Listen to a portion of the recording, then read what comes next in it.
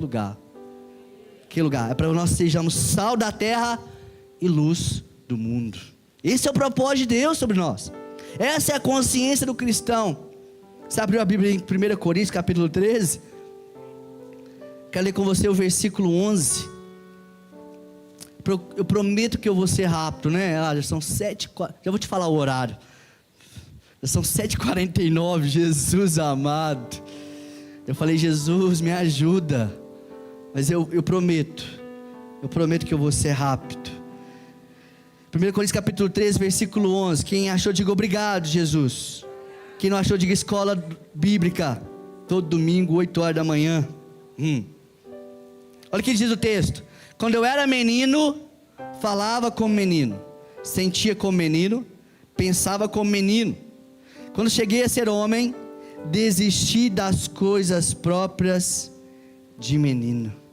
Deus, essa é a tua palavra. Eu te peço que o Senhor fale conosco por meio dela, que possamos crescer na estatura e no conhecimento, em tornarmos pessoas irrepreensíveis, e uma vida de santidade possa ser gerada nesta noite em nossa vida.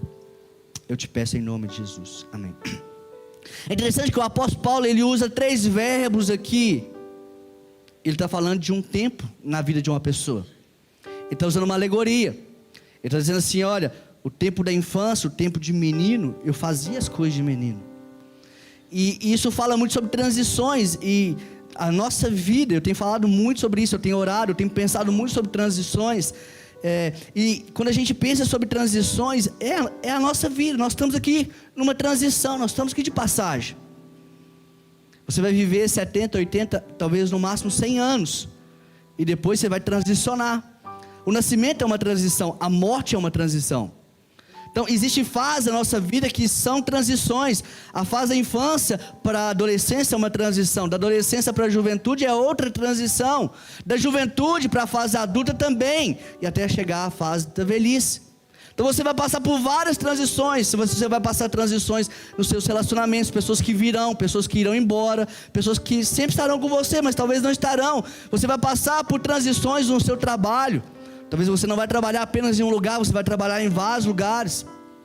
Talvez hoje você mora em Itaúna, amanhã você vai morar em Divinópolis. Deus, ele vai te transicionando. E nós precisamos estar preparados, porque a nossa vida, ela é feita de transições. O próprio Salomão, no fim, nos últimos dias da sua vida, ele entendeu esse princípio. Olha, tudo é vaidade, porque ele entendeu que tudo era ele passar por transições. Ele entendeu que é um tempo determinado para cada coisa. E o que o apóstolo Paulo está dizendo aqui, olha, quando eu era menino, e aí ele usa 3 verbos importantes aqui. Ele diz assim, eu falava como menino, eu sentia como menino, e eu pensava como menino. Nós vamos parar e analisar muitas vezes esses 3 verbos que são importantes para nós. Porque o que você fala, muitas vezes o que você fala está relacionado com aquilo que você sente. E muitas vezes aquilo que você sente é relacionado com aquilo que você pensa.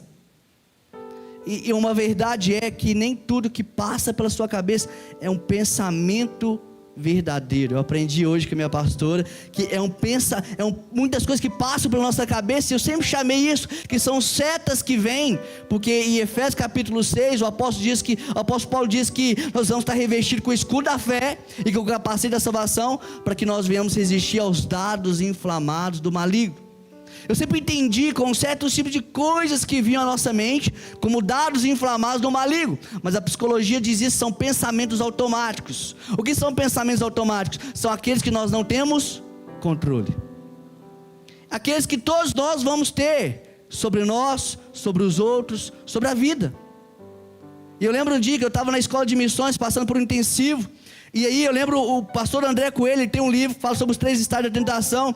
Ele falava assim que às vezes ele estava no culto adorando a Deus e passava um pensamento assim, mata fulano. Ele, nossa cara, eu sou ruim demais, eu sou muito mal. Como que pode estar aqui adorando a Deus e ter esse tipo de pensamento? Até que ele compreendeu que isso não vinha dele, era uma coisa incontrolável. E ele sempre usava um contraste, ele sempre usava uma alegoria que era o seguinte, que o passarinho até pode cagar na sua cabeça, talvez você não consiga impedir o passarinho cagar na sua cabeça, mas agora dele fazer ninho, você pode. O que é um verdadeiro pensamento que vem e é estabelecido? É aquele que você permite ser construído, é aquele que você relaciona com ele, é aquele que você permite ele ser estabelecido e está ali atrelado a você. Provérbios 23, 7 diz que assim como nós pensamos, assim nós somos. Então, nós precisamos como cristãos parar e pensar sobre aquilo que nós temos pensado. É esquisito, né? Mas é sobre isso, é a gente meditar, o que está passando pela minha cabeça, o que eu tenho pensado. Porque esse é o meio pelo qual o diabo ele faz, para nos paralisar e nos prender. E Deus ele quer nos libertar aqui nessa noite. O diabo ele usa sofismas, ele usa meios que ele chama de fortalezas, que são dados inflamados, que são esse tipo de pensamentos automáticos que vem na nossa mente e que muitas vezes não tem nada a ver conosco, mas nós acreditamos que tem a ver, e isso começa a criar uma fortaleza. Mas a palavra de Deus diz que ele nos deu armas poderosas em Deus, e não são armas carnais, são armas espirituais, para desfazer todos os sofismas e todas as fortalezas. E como funciona a estratégia do diabo? Ele não vem logo já estabelece uma muralha ou uma fortaleza sobre nós. Ele vem tijolinho por tijolinho. Hoje ele vem e diz para você assim: olha, sua mãe prefere o seu irmão. É um tijolinho. Amanhã ele diz de novo para você: olha, você está vendo o seu amigo, ele é mais inteligente que você. É outro tijolinho. E aí outro dia ele chega para você: está vendo? A sua amiga, todos gostam dela, mas ninguém gosta de você. É o tijolinho. Aí depois ele vem e diz assim: olha, o seu pastor gosta de fulano, ele gosta de ciclano, mas de você ele tem uma certa resistência. E aí o diabo ele vai construindo isso. E quando a gente começa a receber ou entender que isso é algo bom para nós, porque inicialmente é algo com proteção, e isso nos limita, isso traz um limite para as pessoas. Olha, você pode vir até aqui, mas passar daqui você não pode não. Até aqui você pode vir. E muitas vezes a gente cria, e isso é chamado de mecanismo de defesa. A gente cria mecanismo de defesa, e no início é legal, porque isso nos protege. Isso diz para as pessoas assim: olha, existe um limite entre eu e você, e nós chamamos isso muitas vezes de respeito. Você precisa me respeitar. Uma coisa que eu aprendi no relacionamento, que uma pessoa que quer respeito, ela nunca pede respeito. Eu sempre falei: Thaís, me respeita. Me respeita, meu bem. Me respeita. Eu entendi, cara, não, o respeito não é algo que você se pede, é algo que você conquista. Conquista. Você pode pedir, e eu pedi muitas vezes: Thaís, me respeita. Eu falava com ela: eu nunca vi minha mãe gritar com meu pai, por que você está gritando comigo? Ela vem de uma cultura que é normal as pessoas conversar gritando, e está tudo bem, eles se resolvem muito rápido. Mas na minha casa não, eu nunca vi isso. Então a primeira vez que ela gritou, subiu lá em cima, eu falei: não, faz isso. Eu já fiz de tudo, eu falei: cara, não funciona, eu preciso conquistar.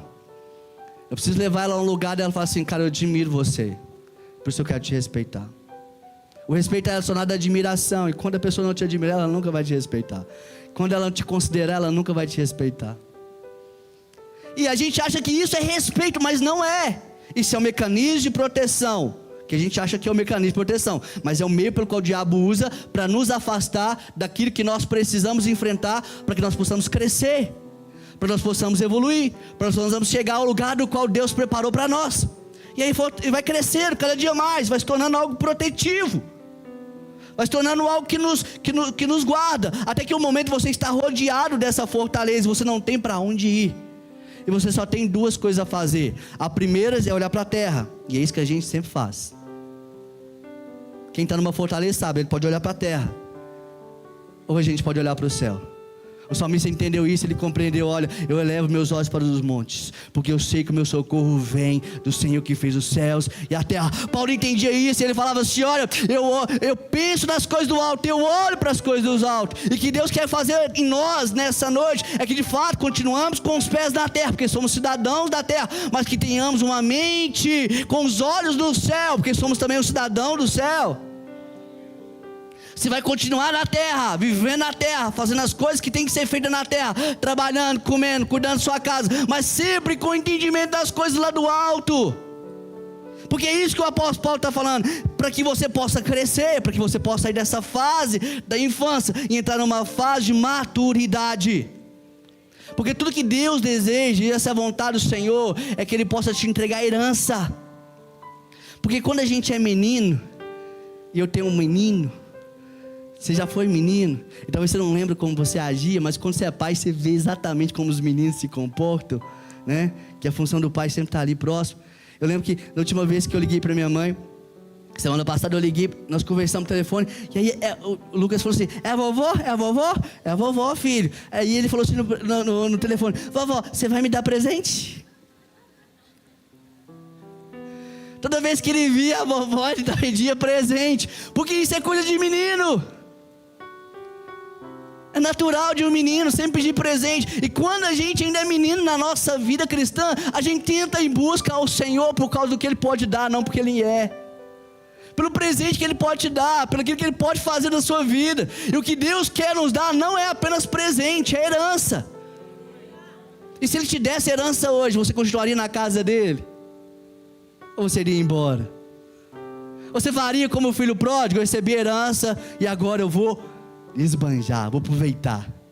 Porque muitas vezes, se Deus nos desse tudo que Ele quer nos dar, e tudo que está no desejo do nosso coração, e talvez o desejo do seu coração não é mal, está relacionado com aquilo que Deus quer fazer sobre você, porque Ele sabe os pensamentos que tem sobre vós, e diz a palavra que são pensamentos de paz e não de mal, para vos dar o desejo que vocês querem, o futuro do qual vocês desejam. E Deus, Ele é um Deus que quer nos agraciar. Deus é um Deus que quer nos dar segundo o propósito que Ele estabeleceu em nós. Mas para que Ele possa nos dar, nós precisamos estar preparados para isso. Eu lembro um dia que, um tempo atrás, o Senhor falou comigo assim: olha, eu não posso te dar tudo que eu quero te dar, porque ainda você não está preparado. Porque se eu te entregasse tudo, as malhas espirituais suas se romperiam. Você lembra da grande pesca? Pedro havia pescado a noite toda e não havia pego nenhum peixe. E quando ele chega de manhã, Jesus fala com ele: olha, lançai a rede à direita. Pedro fala com ele: sobre a tua palavra eu irei. E quando ele lança a rede, a palavra diz que a pesca foi tão grandiosa, que as sedes quase vieram a pique, quase as vieram a romper. Tem coisas que Deus quer fazer na sua vida, irmão, se você não estiver preparado, pode romper. E tudo aquilo que Ele faz, ou tudo que Ele fará, pode se perder. E o desejo de Deus é que você não se perca no meio do processo, você não se perca por causa dos resultados, você não se perca por causa daquilo que Ele fará através de você. Por isso que Ele está trabalhando em você, por isso que Ele quer que você cresça, por isso que Ele quer que você desenvolva na sua vida cristã. E por isso que o apóstolo Paulo está dizendo assim: olha, quando eu era menino eu fazia coisa de menino, mas agora eu não sou mais menino. O apóstolo Paulo diz assim: olha, eu queria vos dar um alimento sólido, mas como ainda vocês são crianças na fé, eu tive que lhes dar leitinho. Deus está querendo fazer algo sobrenatural na nossa vida, e nós estamos aqui pensando nas coisas triviais, compromissado com as coisas naturais. E Deus está dizendo assim: eu tenho tesouros celestiais para entregar, eu tenho coisas grandiosas, inimagináveis, porque esse é um Deus no qual nós servamos, que faz infinitamente mais daquilo que nós pedimos ou pensamos. Ele está preparando algo grandioso para mim e para você, mas é necessário que você permita passar pelo processo de crescimento. Eu pergunto de novo: se o Senhor te desse herança hoje, você iria embora? Uns dias atrás eu conversei com meu irmão e ele falou assim: Odel, eu vou morar sozinho. O quê? Você vai morar sozinho? Você não trabalha, garoto. Como é que você vai lavar sua roupa? Você vai lavar sua roupa? Você vai fazer sua comida? Não, porque mamãe vai ficar, porque tem 2 casas, né? Tem um apartamento, tem a casa. Não, porque mamãe agora vai sair, então eu vou chamar um colega meu, a gente vai morar junto. Eu falei assim: tá bom, viu? Você está preparado para pagar as contas tudo? É uma geração hoje que quer morar sozinho, que quer sair da casa do pai, da mãe. Não é assim? É uma geração independente. É uma geração que acha que a independência é um meio pelo qual eles podem ser livres. Mas eu quero dizer para vocês que isso é uma mentira do diabo. A independência não te liberta, ela só te aprisiona.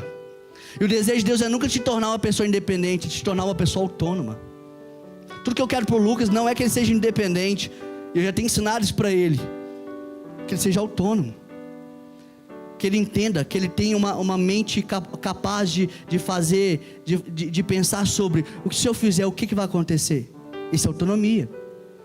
Essa é a capacidade de decidir. E muitas vezes a gente quer ser independente, a gente quer sair da casa do pai, da mãe, a gente não aceita ninguém mandar a nossa vida. Ninguém pode te perguntar nada. Se o pastor te liga e fala assim: ô irmão, senti sua falta no culto. Por que o pastor está me ligando? Ei, ele está preocupado com você. Isso é um cuidado. Não precisa me ligar não. Eu sei que eu tenho que fazer. Não, tudo bem, você sabe. Mas você se permite ser amado? É uma geração que quer ser amada, mas não se permite ser amada. Não se abre para receber o amor.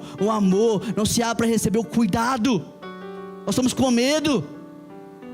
Com medo de alguém nos ferir, com medo de alguém nos machucar. Por quê? Porque isso está relacionado à fase da infância, não à maturidade. Porque nós não sabemos de fato quem nós somos e aquilo que Deus quer fazer em nós. E o desejo de Deus é que nós venhamos crescer nesse processo. E assim como existe um homem natural, existe o homem carnal, existe o homem espiritual, eu acredito também que existe uma vida, eu denomino assim, como a vida do homem, uma vida de cruz e uma vida de Deus sobre você. Eu quero dizer para você que uma vida de cruz não é uma cruz do qual você tem que viver a vida toda. Eu não acredito nisso, irmãos. Você me desculpa. Nossa, eu tenho que carregar minha cruz a vida toda. Não, Jesus não está mais pendurado no madeiro. Ele não está mais carregando uma cruz, Ele está reinando. Eu acredito num tempo onde nós vamos reinar. Em Hebreus capítulo 4 diz que nós precisamos entrar no lugar de descanso. A palavra descanso aqui não está relacionada a um descanso físico, fisiológico, mas é um descanso como Deus descansou no 7º dia. É de entender, olha, eu já fiz tudo que precisava ser feito, e agora eu vou descansar. Eu estou comprometido, eu já entreguei tudo que eu podia entregar, eu dei o meu melhor, eu me entreguei totalmente, eu fui sem reservas, e agora eu preciso descansar, porque agora quem tem que fazer é Ele. É este o lugar que nós precisamos entrar. E quando o escritor de Hebreus diz isso, ele fala assim: o que impediu eles de entrar no descanso foi a desobediência. Eu quero dizer para você que do Egito Deus vai te tirar, mas agora do deserto é você que precisa vencer essa batalha. Da vida do homem, ou seja, ele vai te convencer que você é pecador, que você precisa de morrer para o mundo. Ele vai te convencer. Esse é o propósito dele. Esse é o propósito do Espírito Santo. A Bíblia diz que ele veio convencer o homem do pecado, da justiça e do juízo. Ele vai te convencer. Talvez ele já te convenceu, mas agora de uma vida de cruz, porque a cruz fala de um deserto. Esse processo de cruz, esse processo de mortificação, de quebrantamento, é você que precisa entender. Eu preciso passar por ele, porque Jesus disse assim: olha, quem quiser vir após mim, toma a sua cruz, renuncia a si mesmo, toma a sua cruz e depois siga-me. Então é necessário entendermos que nós vamos precisar matar a nossa vontade, renunciar ao nosso velho homem, a nossa vida humana, nossa vida natural, e entender que agora eu preciso carregar uma cruz. Eu preciso ter um tempo de vida de cruz, onde eu preciso morrer, ou perder toda essa cultura humana, natural, adâmica, pecadora que eu carreguei por anos, para que agora Deus possa me fazer uma nova criatura. Então, quando você entende isso, irmãos, quando nós entendemos isso, logo nós começamos a transicionar, logo nós começamos a sair desse período de deserto, porque o deserto não era para ser 40 anos, o deserto era para ser 13 dias. Sabe por que eles passaram 40 anos? Porque eles não estavam preparados para tomar posse da terra. Eles não estavam preparados para pegar uma espada e vencer os gigantes. Você está entendendo? Você precisa amadurecer, eu preciso amadurecer. Nós precisamos vestir hoje umas vestes de obediência a Deus. Sabe por quê? Porque o que te protege não é gerar um mecanismo mecanismo de defesa, mas é a obediência. A obediência vai te proteger. Os filhos da desobediência não entraram no descanso, Senhor. Sabe por que muitas vezes nós vivemos uma sociedade cansada? Eu estava cansado, muito. Talvez você não acredita. Eu nem sei falar, né? Burnout, que fala, né? Burnout. Eu entrei nesse processo, nessa loucura. O ano passado. Eu decidi parar tudo. Sabe por quê? Porque às vezes a gente quer fazer tudo. Quer ser tudo para todos.